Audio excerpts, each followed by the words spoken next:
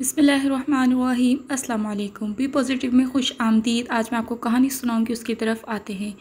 नबीला के साथ 4 लोग रहते थे। नबीला का बेटा, उसकी बहू और उनके 2 बच्चे। नबीला के बेटे का नाम अली था और बहू का नाम नाइला था, और उसकी पोती आयशा और पोता असद था। नबीला ने अली की तरबियत बहुत अच्छी की थी। नबीला के शौहर का इंतकाल हो चुका था।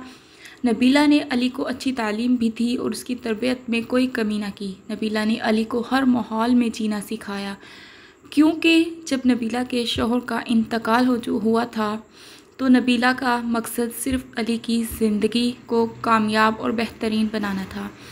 तो नबीला को बहुत मुश्किल हालात का सामना करना पड़ा। जब नबीला के शौहर का इंतकाल हुआ, कभी तो उनके घर में फाकों की नौबत आ जाती। नबीला का सिर्फ़ और सिर्फ एक ही बेटा था। नबीला भी अपने वालिदैन की इकलौती बेटी थी। उसके वालिदैन वफ़ात पा चुके थे। नबीला एक गरीब घर की लड़की थी और उसकी शादी भी एक गरीब घर में हुई थी। नबीला उन तेज़ तरार लड़कियों में से नहीं थी। उसे दुनिया की होशियारियों का बिल्कुल भी अंदाज़ा नहीं था। उसको अली की परवरिश और तालीम दिलवाने के लिए बहुत मेहनत करनी पड़ी, बहुत जिद्दोजहद करनी पड़ी।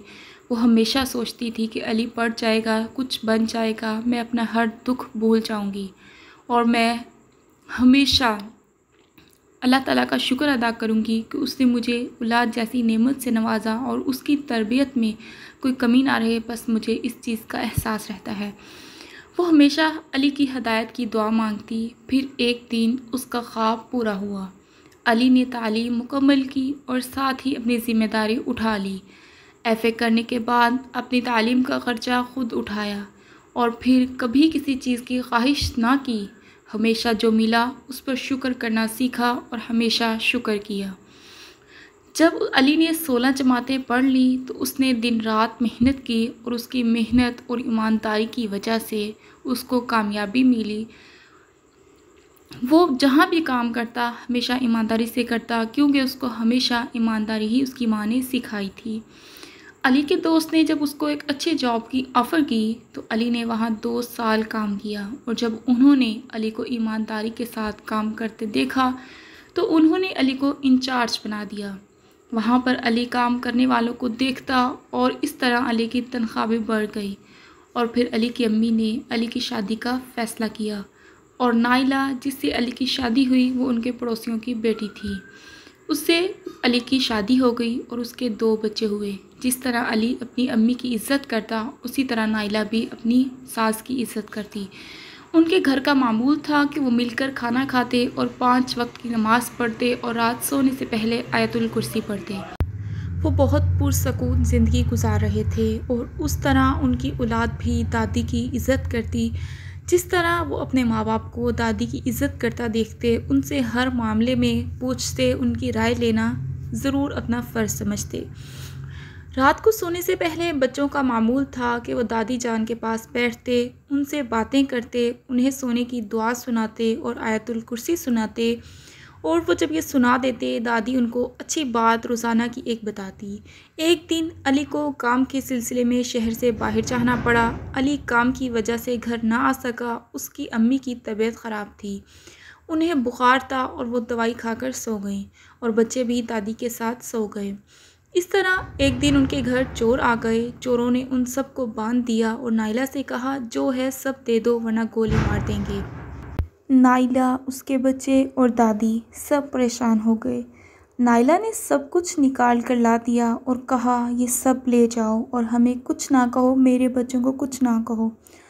चोरों के सरदार ने बाकी चोरों से कहा, जाओ देख कर आओ, कोई और कीमती चीज़ तो नहीं है घर में, ताकि अगर है तो हम वो भी ले जाएं। वो घर में देखने गए तो आयशा की रोने की आवाज़ आई और वो रोते रोते कहने लगी, दादी अम्मा, आप कहा करती थी आयतुल कुर्सी पढ़कर जब हम रात को सोते हैं तो एक फ़रिश्ता हमारी हिफाजत करता है, कोई चीज़ हमें नुकसान नहीं पहुंचा सकती। और दादी जान, आज हम पढ़ना भूल गए थे, क्या इसी वजह से हमारे घर चोर आ गए हैं?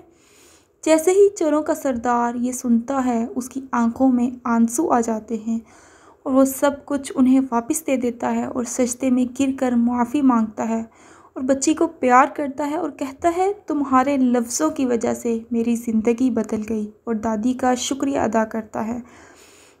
और अपने साथियों के साथ वापस चला जाता है और जाते जाते कहता है मैं अब कभी चोरी नहीं करूँगा।